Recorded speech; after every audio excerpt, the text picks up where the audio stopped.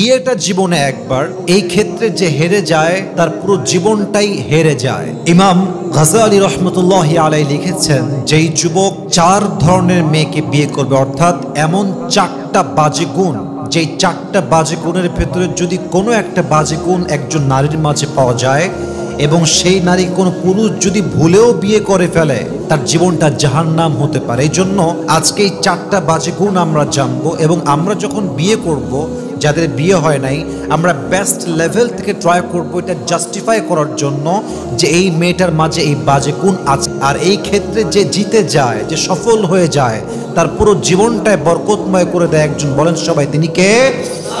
First of all একটা ছোট্ট বিষয় ক্লিয়ার করতে চাই যে এই 4টা বাজে গুণ আপনি বুঝবেন কেমন করে, এটা আমি আমার 4টা পয়েন্ট শেয়ার করে এন্ড অফ দ্য লেকচার, একদম আমার লেকচারের শেষে গিয়ে বলবো যে আপনি বুঝবেন কেমন করে যে এই মেয়েটার মাঝে এই 4টা বাজে গুণের ভেতরে একটা বাজে গুণ আছে কিনা। রাজি আছেন তো সবাই ইনশাআল্লাহ?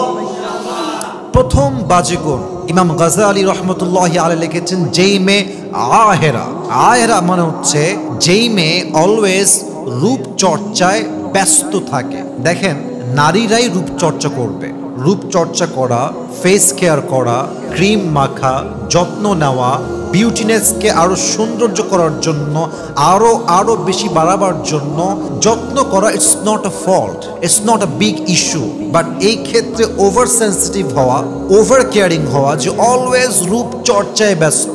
দেখবেন অনেক ফিল্মি হিরোইন আছে সার্জারি করতে ব্যস্ত, সারাদিন সার্জারি করে, এই পাশ দিয়ে সুই দেয়, এই পাশ দিয়ে সু দেয়, কারোর ঠোঁট দেখবেন অনেক মোটা হয়ে যায়, সারা দিন বিউটিশিয়ানের কাছে পড়ে থাকে, অলওয়েজ রূপচর্চায় ব্যস্ত।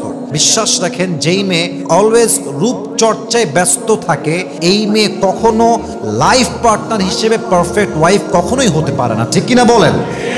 আমি কিন্তু আবারও বলছি, রূপচর্চা করা কোনো দোষণীয় ব্যাপার নয়, কিন্তু যে কোনো কাজে অতিরিক্ত করা, বাড়াবাড়ি করা, বেশি লিমিটকে ক্রস করা, that's a big fault.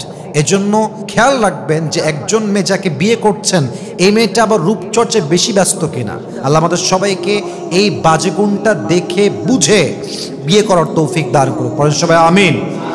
2 number, ইমাম গাজালি রহমতুল্লাহি আলাইহি লিখেছেন, যেই মেয়ে নাবিথা, নাবিথা মানে কি? যেই মেয়ে রূপচর্চা তো করেই করে এবং তার রূপের জন্য খুব বেশি গৌরব করে, আত্ম অহমিকা বোধ। বিশ্বাস রাখেন, যেই মেয়ের বাপ বড় লোক, হয়তো মেম্বার, চেয়ারম্যান, ব্যবসায়ী, সরকারি চাকরি করে, এবং মেয়েটা তার পরিবারের হয়তো একদম ছোট মেয়ে অথবা পুরো পরিবারে একটা মাত্র মেয়ে, এবং সে দেখতে সুন্দরী, দেখবেন যে এইরকম মেয়ে অহংকারে, রূপের দাপটে আর বাঁচে না যুবক ভাইরা, ঠিক কিনা বলেন? কিন্তু আমি খুব খেয়াল করে দেখেছি, যেই মেয়েরা স্কুল লাইফে, কলেজ লাইফে ক্লাসের সবচেয়ে সুন্দরী মেয়ে ছিল সেই মেয়েটা, পুরো কলেজের সবচেয়ে সুন্দরী মেয়ে ছিল সেই মেয়েটা, যাকে দেখার জন্য যুবকরা অলওয়েজ লাইন ধরে বসে থাকতো। এরকম বেশিরভাগ মেয়ে রূপ নিয়ে অহংকার করত, নিজেকে অনেক বড় মনে করত। এদের ফিউচার কি হয়? যেই মেয়েটা কলেজের সবার কাছে সুন্দরী মেয়ে ছিল, সেই মেয়েটা বিয়ের পরে তার স্বামীর কাছে সবচেয়ে অবহেলিত নারী হিসেবে গ্রহণযোগ্য হয়, ঠিক কিনা বলেন? তার কোনো দাম থাকে না, স্বামীর কাছে তার কোনো মান থাকে না। এটা আল্লাহ তাআলার ন্যাচার। আপনি অহংকার করবেন, আপনাকে আল্লাহ মাটির নিচে দাবাই দিবে। এই জন্য মেহেরবানি করে, যেই মেয়ে রূপ নিয়ে খুব অহংকার করে, তার রূপের যেই আগুন মানে জ্বলে তার ভেতরে, যে আমি কাউকে মানুষ মনে করি না, আমি হলাম সবচেয়ে সুন্দরী, এই অ্যাটিটিউড যেই মেয়ের মাঝে আছে, এই মেয়ে কখনো আপনাকে একজন সুখী পরিবারের নারী হিসেবে যে রোল প্লে করতে হয়, এই রোলটা প্লে করে দেখাতে পারবে। 3 নাম্বার, এমন মেয়ে যেই মেয়েটা মুত্তালিআ। মুত্তালিআ মানে কি?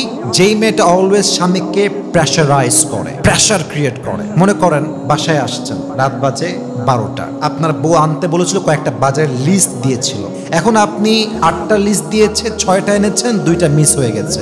হ্যাঁ, তুমি কেন আনলা না? তুমি কোনো কাজের না, তোমার কোনো যোগ্যতা নাই, হ্যাঁ তোমাকে যা বলে তার উল্টা করো, তোমাকে বিয়ে করে আমার জীবনটাই জাহান্নাম। প্রেশারাইজ করে, প্রেশার ক্রিয়েট করে। বিশ্বাস করেন, যেই মেয়ে মানুষকে প্রেশার রাখতে পছন্দ করে, চাপ প্রয়োগ করতে পছন্দ করে, এই মেয়ে আর যাই হোক একজন ভালো ওয়াইফ কখনোই হতে পারে না, ঠিক কিনা বলেন? 4 নাম্বার, এমন মেয়ে যেই মেয়ে মুবারিয়া। মুবারিয়া মানে কি? এটা খুব ভালো করে বুঝবেন, this is my last point. that I'm going to share with everyone. It's very important. কিছু মেয়েকে দেখলে বুঝবেন না তার বাহির একরকম, তার ভেতরটা কিন্তু আর এক রকম। স্বামীর সামনে আসলে মানে ভাজা মাছটা উল্টাই খাইতে পারে না, ছি ছি ছি আস্তাগফিরুল্লাহ, আমি এটা জীবনেও করি নাই, এটা আমি বুঝিই না, কি বললা তুমি এটা জান, তুমি আমাকে এরকম মনে করতে পারো? ভাবটা এমন যেন she doesn't know anything about the world, she acts like that, যে আমি কিছুই বুঝি না, আমি ভাজা মাছটাও উল্টাই খাইতে পারি না, বাট ডাল মে কুছ কালা তো জরুর হ্যাঁ। ভেতরে একরকম, বাহিরে আর এক রকম।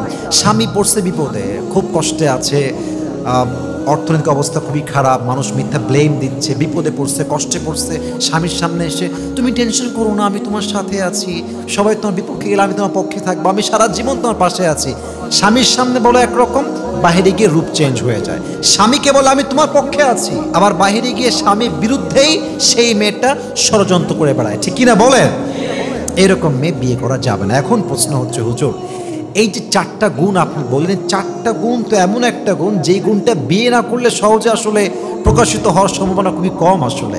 সেই ক্ষেত্রে আমি বলবো, আপনি একটা মেয়ের পরিবার, তার বাবা, তার মা, তার কালচার, তার সোসাইটি, তার আপব্রিঙ্গিং, তার ব্রট আপ, তার বেড়ে ওঠা, তার ফ্রেন্ড সার্কেল, তার বাবার ইনকাম, তার মায়ের চরিত্র, তার খালার চরিত্র, তার ভাই কেমন, তার বড় বোন কেমন, ছোট বোন কেমন, এই ওভারঅল এই সব কিছু আপনি অবজার্ভ করলে বুঝবেন যে এই মেয়েটা আদৌ এই 4টা বাজে গুণের মধ্যে পড়ে কি পড়ে না, ঠিক কিনা বলেন?